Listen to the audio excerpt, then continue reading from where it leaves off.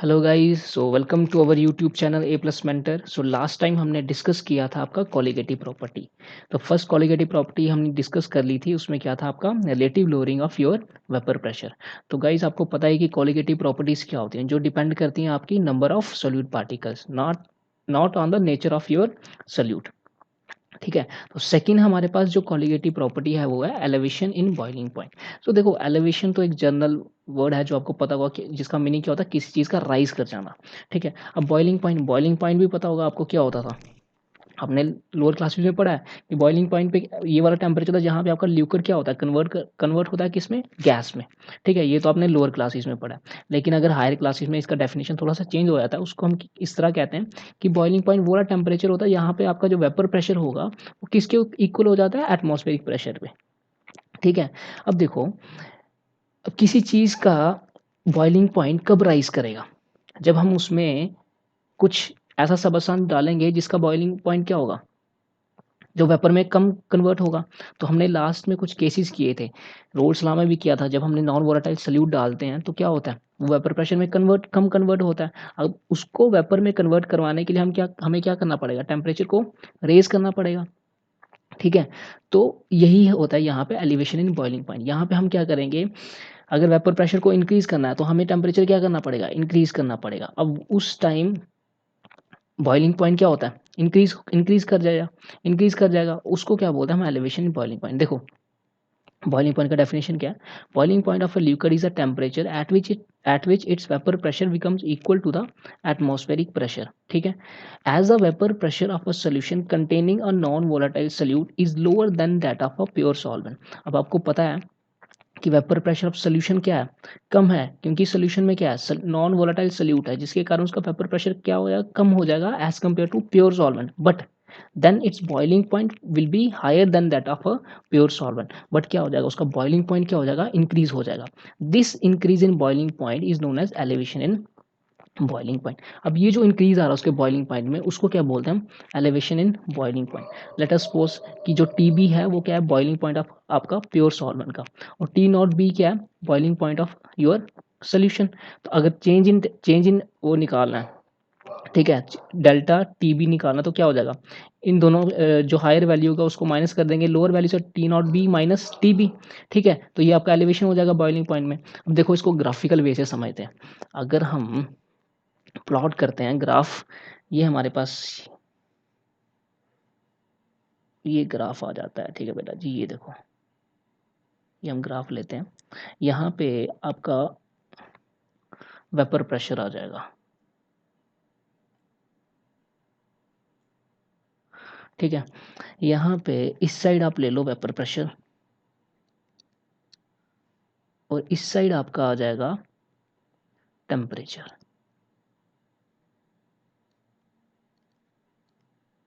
अब क्या था, वेपर प्रेशर जो सॉल्वेंट, और यहाँ पे आप ये ले लो एटमॉस्फेरिक प्रेशर का एक लेयर, ये आपका क्या रिप्रेजेंट कर रहा है, एटमॉस्फेरिक प्रेशर। अब देखो, सॉल्वेंट का जो वेपर प्रेशर होगा वो क्या करेगा, टेम्परेचर के साथ क्या करता है, राइज करता है। तो उसका इस तरह से एक कर्व आता है, ये देखो, इसको हम इस कर्व को ले लेते हैं ए, और इसको मान लेते हैं पॉइंट को बी। अब आपको पता है वेपर प्रेशर ऑफ जो सोल्यूशन है वो क्या है, सॉल्वेंट के कर्व से, ये किसका कर्व है, सॉल्वेंट का। अब जो सोल्यूशन का कर्व है वो इससे क्या हो जाएगा, नीचे आएगा ना, क्योंकि उसका वेपर प्रेशर क्या है, कम है। तो यहाँ पे उसका कर्व ड्रा कर लेते हैं हम। ये आपके पास इस पॉइंट को ले लो सी, इस पॉइंट को मार्क कर लो डी।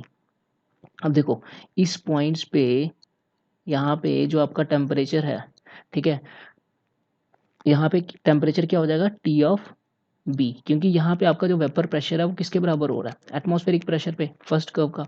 अब जो सेकंड कर्व है यहाँ पे सोल्यूशन का, इसको मान लेते हैं हम टी नॉट बी, और ये जो एरिया हो जाएगा, अगर इसमें चेंज निकालना है तो ये क्या हो जाएगा, डेल्टा टी बी। लग गया पता। अब डेल्टा टी बी फाइंड करना, तो हम क्या करेंगे, हायर माइनस लो। तो यही एक्सप्रेशन है, delta T B is equal to T nought B minus T of B. लग गया पता।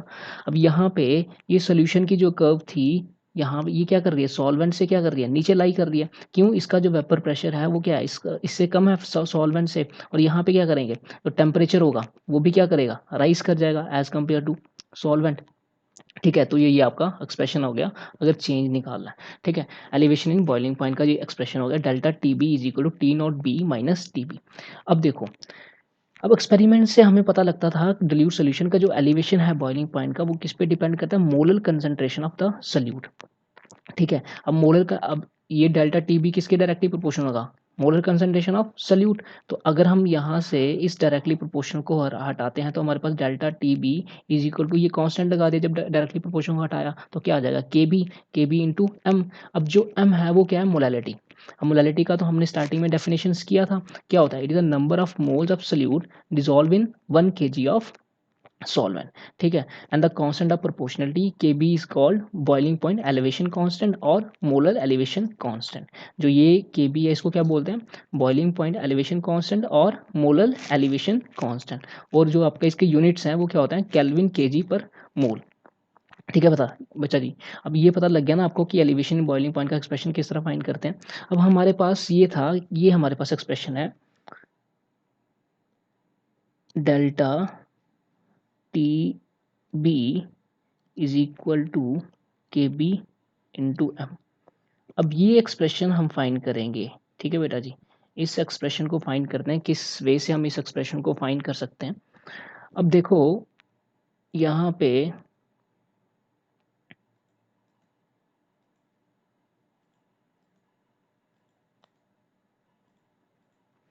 क्या एक्सप्रेशन था हमारे पास, delta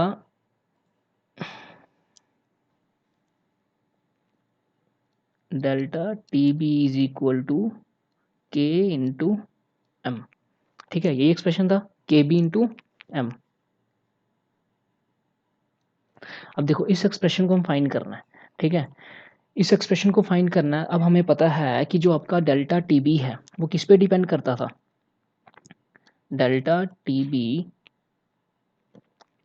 is directly proportional to relative lowering of vapour pressure.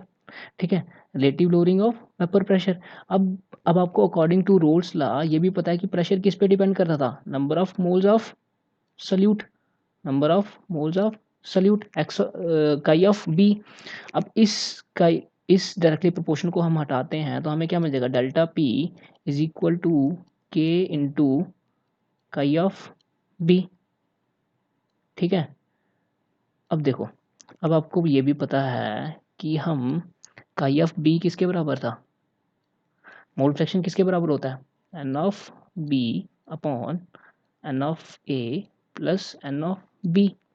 अब यहाँ पे, अब आपको पता है कि जो सल्यूट का, फॉर डिल्यूट सोल्यूशन जो सल्यूट का अमाउंट होता है वो क्या होता है, काफ़ी ज़्यादा कम होता है। हम सल्यूट के अमाउंट को क्या कर सकते हैं, नेग्लेक्ट कर सकते हैं। N of A plus N of B को हम क्या लिख सकते हैं, एन ऑफ ए। तो ये इक्वेशन क्या बन जाएगा आपका, chi of B is equal to N of B upon N of a. अब आपको ये भी पता है कि एन ऑफ, जो आपका मोल फ्रैक्शन है किसका, अगर एन ऑफ ए फाइंड करना है, एन ऑफ ए क्या हो जाएगा, नंबर ऑफ मोल्स तो आपको पता है कि weight of mass of solute divided by molecular mass. तो वेट को मास ऑफ सल्यूट किससे डोनेट करते हैं, डब्ल्यू ऑफ ए से। तो यहाँ पे नीचे क्या आ जाएगा, एम ऑफ ए। तो मैंने एम ऑफ ए को क्या कर दिया, ऊपर ले लिया। ठीक है, अब डब्ल्यू ऑफ ए क्या है, मास ऑफ सॉल्वेंट। अब ऊपर क्या है, number of moles of salute. अब ये टर्म क्या हो जाएगा, ये किसके बराबर हो जाएगा, मोलालिटी के। ठीक है, क्योंकि हमने मोलालिटी का डेफिनेशन पढ़ा है ना, तो ये किसके बराबर हो जाएगा, मोलालिटी के। तो हमारे पास क्या आ जाएगा एक्सप्रेशन नेक्स्ट, देखो एक्स ऑफ बी, सॉरी काई ऑफ,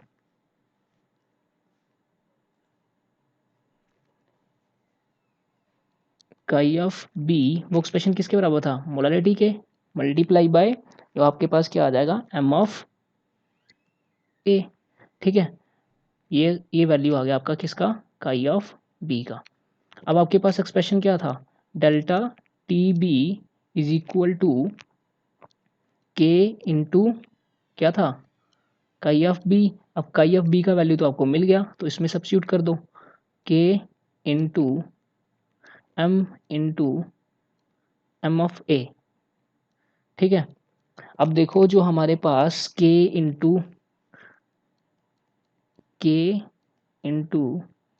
एम ऑफ ए को हम लिख लेते हैं के ऑफ बी, तो हमारे पास एक्सप्रेशन क्या बन जाएगा, एम के बी इंटू एम, मिल गया एक्सप्रेशन। तो हमने ये वाला एक्सप्रेशन क्या कर लिया, फाइंड कर लिया, आपका delta T B is equal to के बी इंटू एम। अब देखो नेक्स्ट है हमारे पास, अब हमें फाइंड करना है मालिकुलर मास ऑफ सल्यूट। अब मालिकुलर मास ऑफ सल्यूट किस तरह फाइंड करेंगे, हमारे पास एम क्या है, एम गिवन है, एम क्या है, मोलैलिटी। अब मोलैलिटी को अगर हमें क्या करना है, मोलैलिटी इसी एक्सप्रेशन को हम आगे लिखते हैं,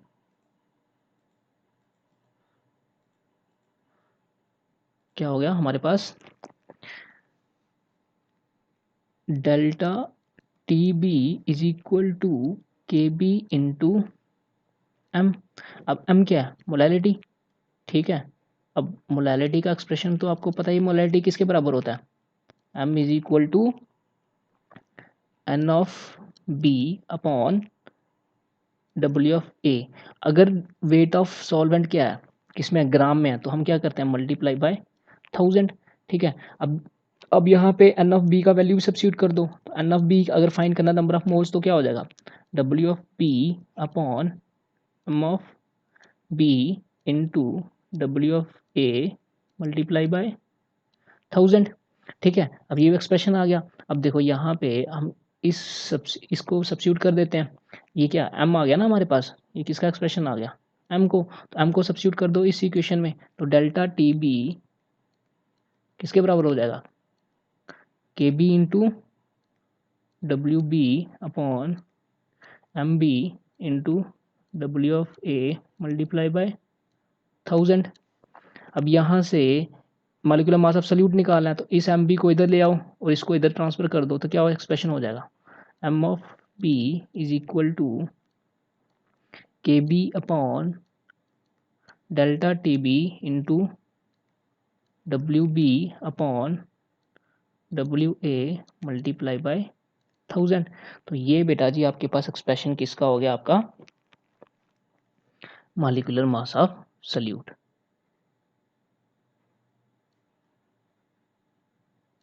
मॉलिक्यूलर मास ऑफ सल्यूट अगर आपको फाइंड करना है तो आप ये वाला एक्सप्रेशन यहाँ पे यूज़ कर सकते हो, ठीक है बेटा जी। पता लग गया ये एक्सप्रेशन किस तरह फाइंड करना है, ये एक्सप्रेशन आपका हो गया। देखो एक बार फिर से देख लेते हैं, हमने क्या था, ये वाला स्लाइड था हमारे पास, क्या था, आपने क्या देखा कि जो आपके डेल्टा टी बी है वो किस पे डिपेंड करता है, मोलैलिटी पे। तो अब क्या करना है, इसका जो delta T B is equal to के बी इंटू एम, इस एक्सप्रेशन को फाइंड करते हैं हम। अब जो डेल्टा टी बी है वो किस पे डिपेंड करता है, आपका relative lowering of vapour pressure, जिसको हम डोनेट करना है डेल्टा पी से। अब जो वेपर प्रेशर था वो किस पे डिपेंड कर रहा है, number of moles of salute, जिसको हम डोनेट कर दिया काई बी। अब डेल्टा पी किसके बराबर हो जाएगा, के इंटू काई ऑफ बी। अब यहाँ पे डेल्टा पी की जगह हम क्या लिख सकते हैं, डेल्टा टी बी भी ले सकते हैं ना, क्योंकि डेल्टा पी की जगह क्या लिख सकते हैं, यहाँ पे ये लिख दो, क्योंकि डेल्टा पी ये डायरेक्टली प्रोपोर्शनल है, तो यहाँ पे ये एक्सप्रेशन भी आ जाएगा ना, delta T B is equal to के इंटू काई ऑफ बी। अब यहाँ से आप काई ऑफ बी का वैल्यू निकाल सकते हो, काई ऑफ बी किसके बराबर होगा, number of moles of B divided by number of total कितने कंपोनेंट है उसका सम हो जाएगा। अब यहाँ पे नंबर ऑफ सल्यूट का जो वैल्यू है वो काफ़ी ज़्यादा स्मॉल है, तो इसलिए हम इसको क्या करते हैं, नेग्लेक्ट कर देते हैं। तो यहाँ पे ये एक्सप्रेशन क्या हो जाएगा, रिड्यूस हो जाएगा N B by N of A. तो नंबर ऑफ मोल्स आप फाइंड कर लो एन ऑफ बी के, वो क्या हो जाएगा, एन ऑफ ए का फाइंड कर लो, क्या हो जाएगा, number of moles W of A into M of A. तो एम ऑफ ए यहाँ पे ऊपर ले गया मैं, तो ये एक्सप्रेशन आगे ये वैल्यू आ गया। काई ऑफ बी का वैल्यू क्या हो जाएगा, एम इंटू एम ऑफ ए, ये एक्सप्रेशन मिल जाएगा आपका। अब देखो डेल्टा टी बी किसके बराबर था, के इंटू काई ऑफ बी, तो ये काई ऑफ बी का वैल्यू सब्स्टिट्यूट कर दिया हमने, के इंटू एम ऑफ ए। अब के इंटू एम ऑफ ए को हमने क्या लेट कर लिया, के बी, तो ये एक्सप्रेशन हमने डिराइव कर लिया, delta T B is equal to के बी इंटू एम। अब हमें अगर मॉलिक्यूलर मास फाइंड करना है, तो मॉलिक्यूलर मास को फाइंड करने के लिए हम क्या करेंगे, ये जो मोलैलिटी का वैल्यू है ये सब्स्टिट्यूट करेंगे यहाँ पे। अब मोलैलिटी आपको पता था क्या होता है, N of B divided by W of A into 1000, क्यों 1000 क्यों लगाया, क्योंकि हम इसको क्या कर रहे हैं, ग्राम में ले रहे हैं, ठीक है। तो अब यहाँ पे number of moles of B का वैल्यू भी सब्स्टिट्यूट कर दो, वो भी क्या हो जाएगा, W B by into M B into W A into 1000। Next, अब ये जो मोलैरिटी का वैल्यू था इसको हमने यहाँ पे सब्स्टिट्यूट कर दिया, जब इसको सब्स्टिट्यूट कर दिया तो ये एक्सप्रेशन मिल गया। उसके बाद रीअरेंजमेंट किया तो ये हमारे पास एम बी का वैल्यू आपको मिल गया, जिससे इस इक्वेशन से हम क्या फाइंड करते हैं, मॉलिक्यूलर मास ऑफ सल्यूट।